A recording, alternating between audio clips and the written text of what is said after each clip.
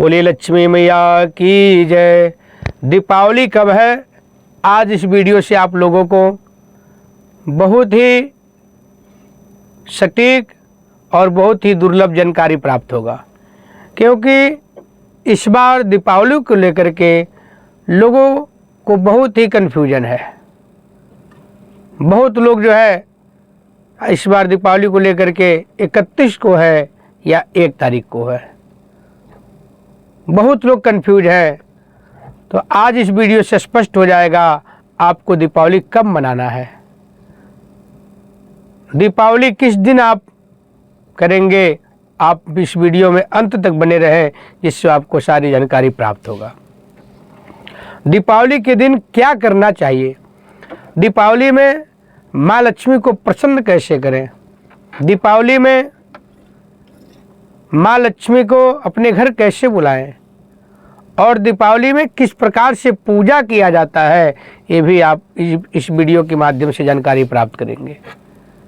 दीपावली में लक्ष्मी, गणेश और विशेष महालक्ष्मी का पूजन कैसे होता है, किस प्रकार आप अपने घर में बरकत कर सकते हैं और लक्ष्मी का आगमन बढ़ा सकते हैं, अपना आय बढ़ा सकते हैं, अपने आय में वृद्धि कर सकते हैं। आप लोग बहुत ही ध्यानपूर्वक से हमारे बातों को सुने। अब मैं एक एक विधि को सारा स्टेप बाय स्टेप बताऊंगा, किस प्रकार से माँ लक्ष्मी का पूजन करना है।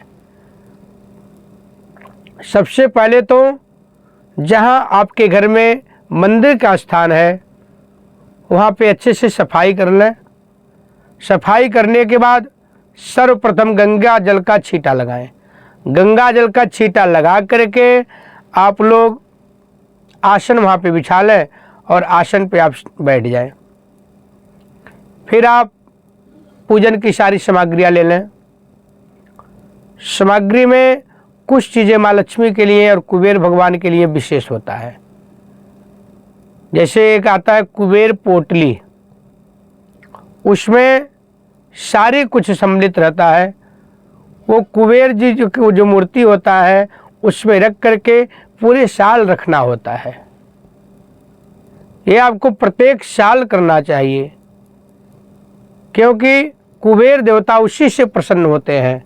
बहुत ही उनको सारी जो उसमें अनेक प्रकार का जड़ी बूटी होता है उससे वो बहुत ही प्रसन्न होते हैं, बहुत उनको प्रिय है कुबेर भगवान को। और जब तक कुबेर भगवान आपके ऊपर प्रसन्न नहीं होंगे, जब तक आपका कार्य आगे नहीं बढ़ेगा और बिल्कुल तेजी के साथ नहीं दौड़ेगा। तो आप लोग दीपावली में एक कार्य अवश्य करें, जिससे आपके ऊपर माँ लक्ष्मी का कृपा तो प्राप्ति ही हो, साथ साथ भगवान श्री धन के अधिपति देवता कुबेर भगवान का भी आपके ऊपर आशीर्वाद प्राप्त हो। और कुबेर भगवान का एक अस्थाई स्थान होना चाहिए। उनका जो भी आप स्थान बनाए उसको बिल्कुल अस्थाई बनाए। उनको पूरे साल वहीं पर विद्यमान करके, विराजमान करके रखना होता है। जब आप पूजा करें प्रत्येक दिन तो उनको धूप दीप दिखा दें, कुछ भोग लगा जाए। भोग कुबेर भगवान को भी लगाना चाहिए प्रत्येक दिन। या एक काम और कर सकते हैं, जो आप अपने मंदिर में और भगवान के लिए भोग लगा रहे हैं, उसी में भगवान कुबेर के नाम से भी थोड़ा प्रसाद रख दें और भोग लगाते समय उनका भी नाम ले लें। जैसे आप भगवान गणेश, माता गौरी, माँ भगवती दुर्गा जी, भगवान शिव के लिए और भी जो आपके मंदिर में मूर्ति हैं, राम दरबार, हनुमान जी, जो जिसको मानता है, उसके साथ साथ कुबेर देवता का भी नाम ले लेना चाहिए। हे कुबेर देवता, आप भी इस भोग को ग्रहण करें और शुभ कार्य करें। इस प्रकार से उनको भी उसमें सम्मिलित कर सकते हैं। जो उनका खजाना होता है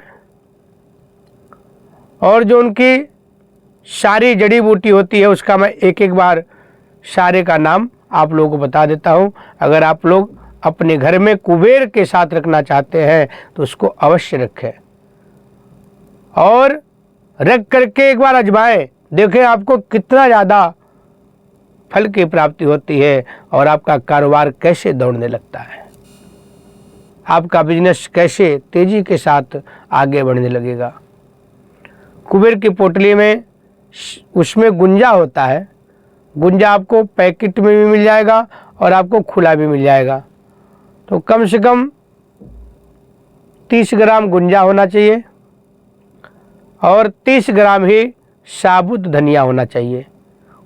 उसके साथ साथ 11 साबुत हल्दी की गांठ, सुपारी 11 पीस, उसके साथ साथ 7 पीस कौड़ी, 7 पीस आपको लेना है ये जो गोमती चक्र होता है छोटा वाला, गोमती चक्र भी 7 पीस रखना है। उसके साथ साथ 21 पीस कमलगट्टा का दाना लेना है और कमलगट्टा का दाना ये देखना उसमें सुराख वाला नहीं चाहिए, बिल्कुल जो ऐसे ही हो बिना सुराख वाला उसको ले आए और उसमें कुछ सिक्का डाल दें। उसके साथ साथ आप जैसे मान लीजिए दीपावली में लक्ष्मी गणेश का मूर्ति खरीदते हैं, सिक्का खरीदते हैं चांदी का, वो उसको कुबेर जी के साथ डाल दें। अब इसमें 2 प्रकार का होता है। जैसे आप कुबेर भगवान को स्थापित करेंगे तो उनको या तो किसी ऐसे पात्र में रख सकते हैं, उसी में सारी जड़ी बूटी डाल दीजिए पूजा करके, या तो आप उनके लिए एक बहुत अच्छा शीशा का डिब्बा और पीतल का भी डिब्बा आता है, अष्टधातु का भी डिब्बा आता है, ऊपर से ढक्कन होता है, उसमें चारों तरफ भी हवा पास होने का जगह भी बना रहता है, उसमें भी रख सकते हैं। फिर उनको 2 महीने 3 महीने पे निकाल करके साफ करके फिर दोबारा रख दीजिए। इसी प्रकार से आपको कुबेर जी का पूजन करना है। अब मैं आपको बताऊंगा जो लक्ष्मी गणेश का और महालक्ष्मी का पूजन करना है दीपावली में, उसका मैं विशेष विवरण बता देता हूँ किस प्रकार से भगवान गणेश, माता लक्ष्मी और महालक्ष्मी का पूजन करना है। तो अभी तो मैं आपको बता ही रहा था, जब तक मैं कुबेर भगवान का बताने लगा, तो आपको सबसे पहले आसन बिछा लेना है गंगा जल छिड़कने के बाद। आसन भी अगर पीला या लाल हो तो और अच्छा माना जाता है। फिर आप सारी सामग्रियों को रख लें, जो हर साल आप सिक्का खरीदते हैं उसको भी एक पात्र में रख लें। अगर आप लोग नोट की गड्डी भी रखते हैं, पूजा करते हैं हर साल, तो उसको भी रख लें। और रोली, कलावा, मौली, लौंग, इलायची, सुपारी, फूल, पान, फल, मिठाई, धूप, दीप सब कुछ रख लें। अब आप सर्वप्रथम अपने ऊपर जल का छींटा लगाएं। छींटा लगाने के बाद एक बार हस्तो प्राचाल्यम कर लें, हाथ धो लें। फिर 3 बार जल पीना होता है, ओम केशवाय नमः, नारायणाय नमः, माधवाय नमः। फिर हाथ धोएं। हाथ धोने के बाद आसन शुद्ध करना चाहिए। आसन शुद्ध करने के बाद अपने टीका लगाना चाहिए। टीका लगा के फिर हाथ धो लेना चाहिए। फिर शिखा पर हाथ लगा लेना चाहिए। शिखा बंधनम, शिखा हो या न हो हाथ लगाना चाहिए, शास्त्र का ऐसा अनुमति है। पुनः आप एक बार हाथ धोएं, फिर ज्योत जगा दें, धूप बत्ती जगा के रख दें वहाँ पे। फिर हाथ धो करके सर्वप्रथम सभी भगवान को अपने मन में स्मरण करना चाहिए, सबका नाम लेना चाहिए और साथ साथ उनका अपने मन में आंख बंद करके दर्शन करना चाहिए, प्रणाम करना चाहिए और आज्ञा मांगना चाहिए। हे सर्वे आवाहित प्रतिष्ठित देवी देवता, मैं आपका पूजन करना चाहता हूँ या चाहती हूँ। इस प्रकार से भगवान से याचना करेंगे, प्रार्थना करेंगे। आप हमें आज्ञा प्रदान करें, आपका मैं पूजा कर सकूं। आप मुझे अनुमति प्रदान करें जिससे मैं आपका पूजा कर सकूं। इस प्रकार से सबसे पहले आज्ञा लेना चाहिए। अगर ब्राह्मण होते हैं तो मंत्र द्वारा ये कराते हैं और आप जो है ऐसे अपने भावना में भावात्मक इसको मन में अपने बोल करके ऐसे भगवान का आज्ञा लीजिए। फिर फूल को चढ़ा दें।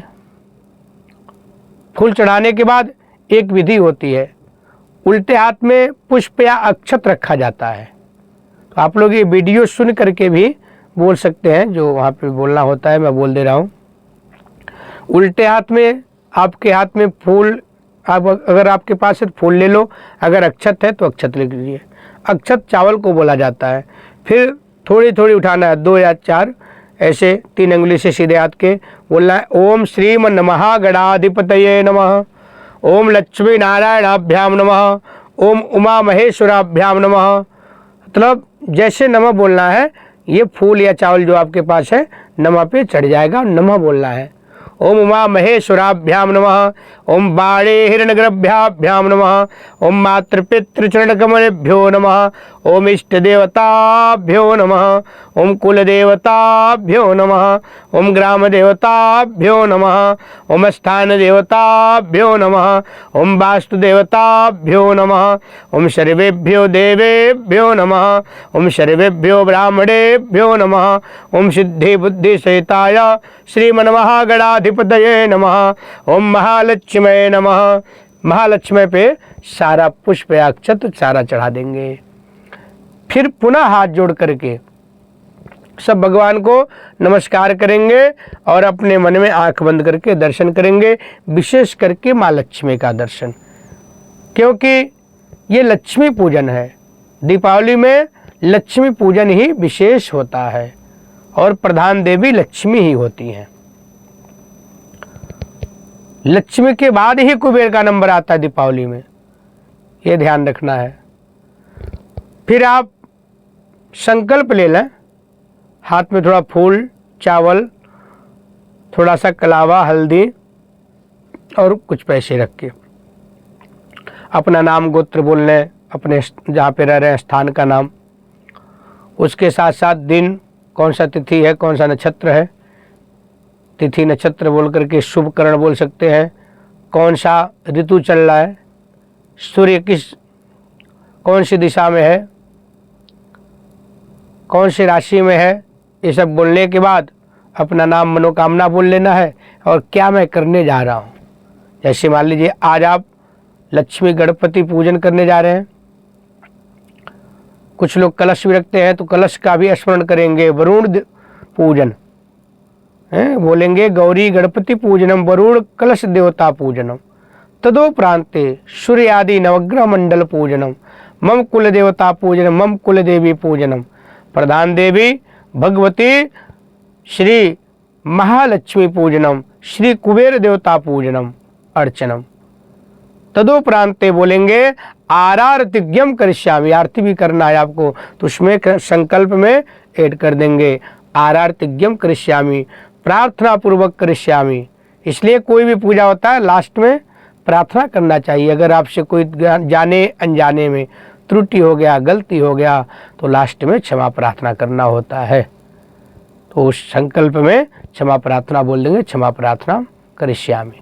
फिर बोलना चाहिए मम कार्य क्षेत्रे उत्तर उत्तर वृद्धि हो, जो आप कार्य कर रहे हैं उसमें वृद्धि प्राप्त हो, और मम परिवारस्य, मम पुत्रस्य, मम पुत्री, मम भार्या और मम अपना भी बोलेंगे, मतलब हमारे जन्म कुंडली में, वर्ष कुंडली में, पत्र कुंडली में चौथे, 8वें, 12वें घर में कोई अशुभ ग्रह बैठा हो तो शुभ फल प्रदान करे। चतुर्थ, अष्टम, द्वादश स्थान स्थितेषु शुभ फल प्राप्त्यर्थम, मन इच्छित कामनायाम सिद्ध्यर्थम। फिर बोलेंगे राजपीड़ा ग्रह पीड़ा निवारण पूर्वकम उत्तम स्वास्थ्य लाभार्थम, कायिक वाचिक मानसिक ज्ञाता ज्ञात सकल दोष परिहार्थम। फिर बोलेंगे मम संकल्पम संपूर्ण फल प्राप्त्यर्थम संकल्पम अहम करिष्ये। फिर आप जो संकल्प है अहम करिष्ये बोलने के बाद अपने माथे से ऐसे लगा लेंगे और अपने मन में मनोकामना बोल देंगे। विशेष मनोकामना जो है वो हाथ माथे पे लगा करके मनोकामना बोल देंगे। फिर आप 2-4 चावल लेके संकल्प पे छोड़ दीजिए, ओम शुभम भवतु शुभानि संभवन्तु, संभवन्तु बोल करके सारा अक्षर छोड़ देंगे। उसके बाद आप अब ध्यान आवाहन करेंगे गणपति और माँ लक्ष्मी का। जब लक्ष्मी गणेश का पूजन हो जाएगा फिर आप ज्योत के ऊपर थोड़ा पुष्प छोड़ दीजिए और हाथ जोड़ लीजिए। हे दीप नारायण देवता, जैसे दीप जलने के बाद वहाँ प्रकाशमय हो जाता है, ऐसे मेरा जीवन पूरा प्रकाशमय हो। फिर आप दोबारा हाथ में अक्षत पुष्प ले लेंगे और कलश में वरुण देवता का वाहन करेंगे। ओम नमो नमस्ते स्फटिका प्रभाय सुश्वेतहारा यशुमंगलाय सुपाशहस्ता यजशासनाय जलाधिनाथा य नमो नमस्ते। इस मंत्र से कलश के ऊपर पुष्प अक्षत छोड़ करके बोलेंगे कलशस्य वरुण देवता ध्याये ध्यानम आवाहनम यह गच्छ यह तिष्ठ स्थापयामि पूजयामि अक्षत पुष्पाणि समर्पयामि। ये कलश के ऊपर छोड़ देंगे अक्षत पुष्प। फिर आप सूर्य आदि नवग्रह मंडल का नवग्रह का पूजन कर लीजिए, नवग्रह का ध्यान कर लीजिए। नवग्रह का ध्यान करने के बाद आप जो है कुबेर देवता और धनंजय देवता का आवाहन कर ले। पहले हाथ जोड़ करके उनका अपने मन में दर्शन करते हुए उनके बुलाएं और उनको नमन करके अक्षत पुष्प वहाँ छोड़ दें। उसके बाद माँ लक्ष्मी का आवाहन करना चाहिए। हाथ में अक्षत पुष्प ले लें। अब आपकी मेन प्रधान देवी जो है माँ लक्ष्मी वो है, उनका विशेष आवाहन करना चाहिए। तो विशेष आवाहन में अगर आपको कोई मंत्र आता है तो मंत्र बोले, नहीं तो आप लोग मैं जो मंत्र बोल रहा हूँ उसको भी बोल करके माँ लक्ष्मी का आवाहन कर सकते हैं। बोलिए लक्ष्मी मैया की जय। अंगम हरे पुलक भूषणमाश्रयन्तीं भृंगांगने मुकुलां भरिणीं तमालम् अंगीकृताखिल विभो तिरपांगलीला मांगल्यदास्तु मम मंगलदेवताया मुग्धा मुहुर्विदधते बदने मुरारे प्रेमत्रपा प्रणेता निगता गतानि मालादृशोर्मधुकरे व महोत्पलेया सा मे श्रियं दिशतु सा गरिसंभवाया विश्वामरेन्द्र पदवे ब्रह्मदानदच्च मानंद कंद मणि में शमनंग तंत्रम। फिर आप जो हाथ में अक्षत पुष्प लिए हैं इस मंत्र को बोलने के बाद बोलिए श्री महालक्ष्मी देवी प्रधान देवी महालक्ष्मी ध्याये ध्यानम आवाहनम अक्षत पुष्पाणि समर्पयामि। फिर माँ लक्ष्मी को अक्षत पुष्प चढ़ा दीजिए। अब इसके बाद आप सर्वप्रथम भगवान गणेश माता लक्ष्मी को जल से स्नान कराएं। फिर कलश देवता को ज्योत के सामने जल छोड़ दें। सूर्यादि नवग्रह मंडल पे जल छोड़ दें। कुबेर देवता धनंजय पे जल छोड़ने के बाद माँ लक्ष्मी को जल छोड़ना चाहिए। जिस देवता का जिस देवी का जो विशेष पूजा होता है, जिनका मेन पूजा होता है, उनका पूजन सबसे लास्ट में किया जाता है। सभी देवी देवताओं का पूजन करने के बाद सबसे लास्ट में उनका पूजन होता है और विशेष पूजन होता है। थोड़े पूरे विधि विधान के साथ करना चाहिए क्योंकि वो आपके मेन प्रधान देवता है, प्रधान देवी हैं। फिर आप जल चढ़ाने के बाद पंचामृत क्रम वही रहेगा। पहले भगवान गणेश माता लक्ष्मी, कलश, ज्योत, सूर्यादि नवग्रह मंडल, फिर भगवान कुबेर देवता, धनंजय देवता, फिर लास्ट में सबसे बाद माता लक्ष्मी। जो विशेष लक्ष्मी है उनको पंचामृत से स्नान कराएं, फिर जल से स्नान करा दे, क्रम वही रहेगा। उसके बाद वस्त्र, कलावे का वस्त्र आ दे। अगर आपके पास मूर्ति का ड्रेस है तो वह स्नान कराने के बाद ड्रेस पहना दे। ड्रेस पहनाने के बाद जनेऊ पहनाना चाहिए। अगर कपड़ा पहनाने वाले भगवान हैं तो पहले जनेऊ पहना दे, फिर ड्रेस और वस्त्र पहनाएं। उसके बाद सभी भगवान को टीका लगाएं, चंदन लगाएं। चंदन लगाने के बाद अक्षत लगा दें, फिर हल्दी चढ़ा देना चाहिए। हल्दी के बाद पुष्पमाला और पुष्प। अगर माला सभी भगवान के लिए तो सभी भगवान को माला चढ़ाएं। जिन भगवान के लिए नहीं है खुले फूल चढ़ा दें। फूल चढ़ाने के बाद दुर्वा घास चढ़ाना चाहिए। दुर्वा घास चढ़ाने के बाद इत्र चढ़ाना चाहिए। सुगंधित द्रव्य बोला जाता है। इत्र को सुगंधित द्रव्य चढ़ाने के बाद धूप दिखा दे सभी भगवान को, धूपम दर्शयामि, धूप दिखाने के बाद दीपम प्रदक्षियामि, ज्योत का 3 बार प्रदक्षिणा कर लें, परिक्रमा कर लें फूल से। फिर परिक्रमा करने के बाद 3 बार उसी फूल से ज्योत के लौ का सभी भगवान को दर्शन कराना चाहिए और वो पुष्प गणेश जी को चढ़ा देना चाहिए। फिर हाथ धो के सभी भगवान को भोग लगाना चाहिए। भोग लगाने के बाद उसके साथ जल रखना चाहिए किसी पात्र में। फिर आप सीधे हाथ को अंजलि बनाएं और उल्टे हाथ से आचमनी से जल लेकर के भगवान के सामने ऐसे घुमा दें। ऐसे घुमाने के बाद एक बार फिर चढ़ा दें, फिर दोबारा जल लें, फिर जल लेके ऐसे एक बार भगवान के सामने घुमा दें, फिर चढ़ा दें, फिर तीसरी बार लें, तीसरी बार जल ऐसे घुमा के चढ़ा दें, चौथी बार लेकर के चढ़ाना चाहिए। अपानाय स्वाहा, व्यानाय स्वाहा, उदानाय स्वाहा, शमानाय स्वाहा, मध्य मध्य आचमनीयम जलम च समर्पयामि, इस मंत्र को बोल दें। उसके बाद आप फल चढ़ाएं। ऋतु फलम समर्पयामि, ऋतु अगर मंत्र आप लोग बोलना चाहते हो तो मंत्र भी सुन लें और इस मंत्र को बोल सकते हैं। ओम जाहा फल निर्जा अफला अपुष्प जाश्च पुष्पिणे बृहस्पति प्रसोस्तास्तानो मुंचंत वग्गुं हर्ष। इस मंत्र से फल चढ़ाया जाता है। फल के बाद आता है तांबूल का नंबर। तांबूल पान को बोला जाता है। अगर आप प्रॉपर पान बनवा करके लाए हैं मीठा तो मीठा पान चढ़ाएं, नहीं तो पान के पत्ते पे लौंग, इलायची, थोड़ा सा किशमिश, अगर आपके पूजन सामग्री में काजू है तो काजू भी पान में डाल दें, थोड़ा सा गड़ी डाल दें, फिर उसको बंद कर दें। बंद 2 बार करके फिर ऊपर से लौंग लगा दें, फिर आप भगवान को अर्पण कर दें।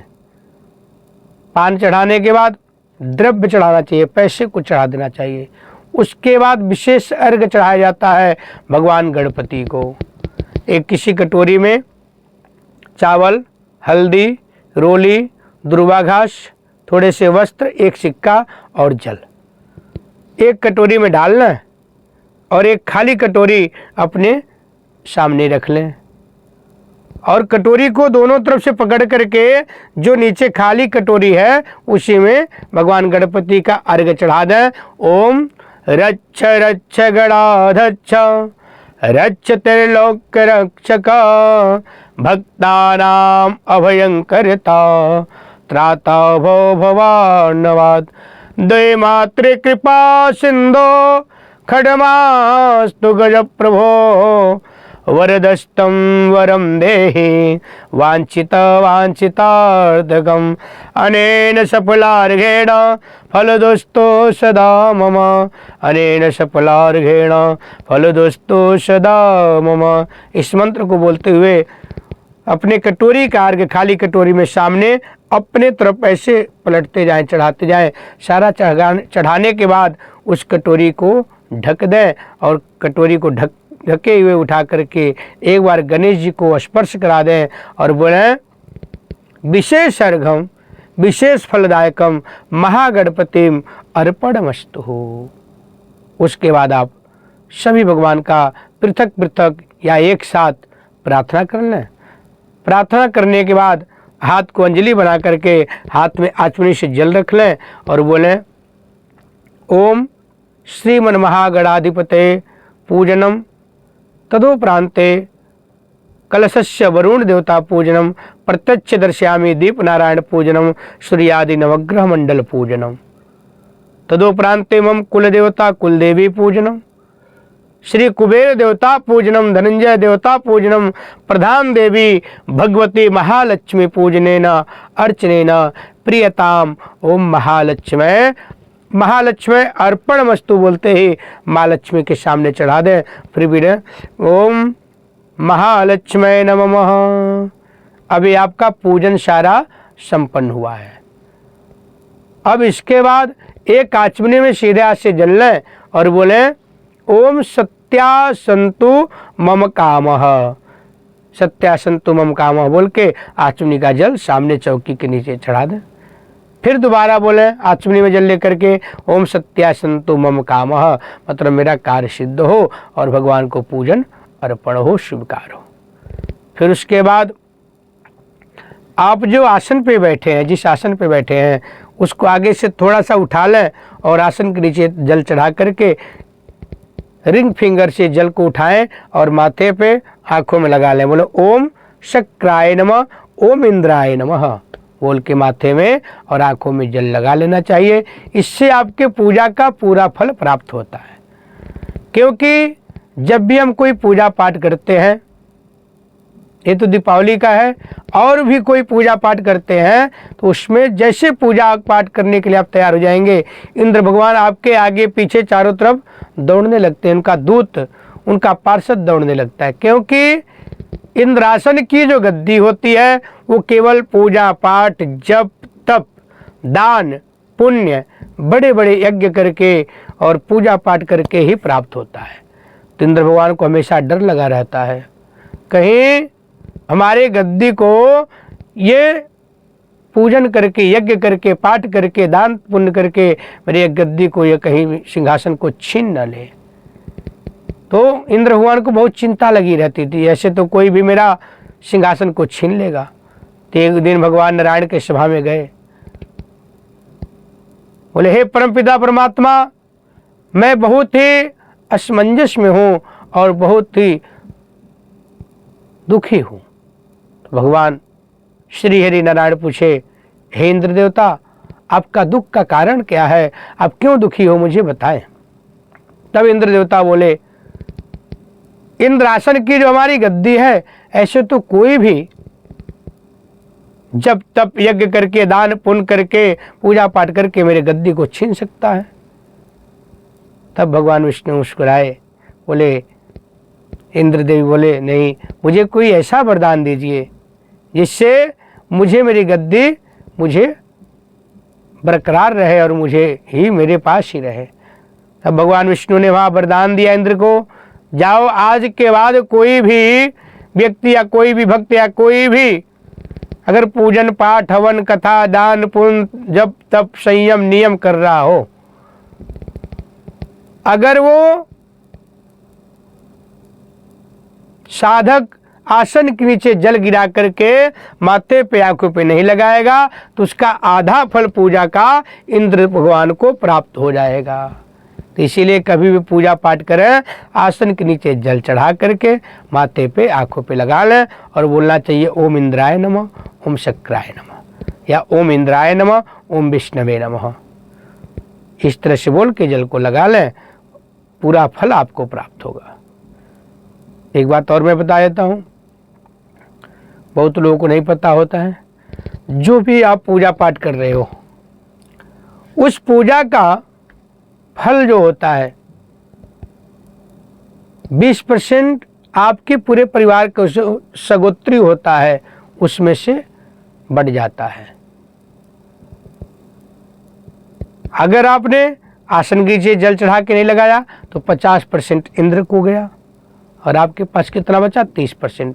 तो इसीलिए आप बहुत ध्यान पूर्वक आसन के नीचे जल चढ़ा के माथे से लगाएं। अब आपका ये पूजन पूरा संपन्न हो गया। इसके बाद अगर आप जो है और जल्दी माँ लक्ष्मी का कृपा प्राप्त करना चाहते हैं, भगवान कुबेर देवता का कृपा आशीर्वाद प्राप्त करना चाहते हैं और अपने कारोबार को बहुत तेजी से आगे बढ़ाना चाहते हैं, तो इसमें आप कमल के फूल का अर्चन कर सकते हैं या माँ लक्ष्मी का विशेष पाठ कर सकते हैं, जो बहुत ही जल्दी और बहुत चमत्कारिक फल देता है और आपको उसका रिजल्ट भी तत्काल दिखने को मिलता है। जैसे हो गया लक्ष्मी सूक्त, लक्ष्मी अष्टकम, श्री सूक्त, कनक धारा। अगर दीपावली के दिन पाठ करते हैं तो उसका बहुत ज़्यादा, बहुत हजार गुना अधिक फल प्राप्त होता है। ये भी आप कर सकते हैं। और जो कमल अर्चन होता है, कमल के पुष्प को पहले मंगा लिया जाता है, जितना आप मंगाना चाहो, जितना पाठ करना चाहो, फिर उस सब कमल के पुष्पों को खोल करके रख लेना चाहिए। फिर एक एक पुष्प हाथ में लेकर के पाठ करके एक एक पुष्प माँ लक्ष्मी को अर्पण करना चाहिए। फिर जब आप इस सबसे पूजा पाठ से भी निवृत्त हो गए, फिर लास्ट में आरती करना चाहिए। आरती के बाद क्षमा प्रार्थना कर लेना चाहिए। फिर भगवान को मत्था टेक लेना चाहिए। फिर आप मत्था टेकते समय भगवान से क्षमा प्रार्थना करें, हे भगवान, हे सर्वे आवाहित प्रतिष्ठित देवी देवता, हमारे पूजा में अगर मुझसे कोई सामग्री छूट गया हो, कोई विधि मंत्र या कोई क्रम छूट गया हो, मुझे अपना संतान, अपना बालक, अपना पुत्र समझ के, अपना भक्त समझ करके क्षमा करें और मेरे पूजन को स्वीकार करें। मेरे कार्य को सिद्ध करते हुए साष्टांग भगवान के चरणों में लेट करके भगवान को प्रणाम करना चाहिए, माता लक्ष्मी को प्रणाम नमस्कार करना चाहिए। फिर आप पुनः आसन के से जल चढ़ा करके माथे से लगा लें, फिर प्रसाद ले लें। अगर आपका कोई वहाँ बड़ा कोई है, उससे बोलिए आप मुझे यहाँ से प्रसाद मुझे दे दें। फिर प्रसाद ग्रहण कर लेना चाहिए, उनका आशीर्वाद लें और प्रसाद को थोड़ा उस समय ज़रूर खाएं। प्रसाद कभी भी अपना रखना नहीं चाहिए, थोड़ा सा मुंह लगा लीजिए, फिर बाद में जैसे आपको समय मिले, ज़्यादा देर नहीं करना चाहिए, कुछ देर बाद थोड़ा बहुत खा करके उसको अपना काम करिए। ये माँ लक्ष्मी का विशेष पूजन है और विशेष फल देने वाला पूजन है। तो आप लोग कमेंट में ज़रूर बताएं ये वीडियो आपको कैसा लगा, और कमेंट में जय माँ लक्ष्मी, हैप्पी दिवाली अवश्य लिखें। बोले लक्ष्मी मैया की जय।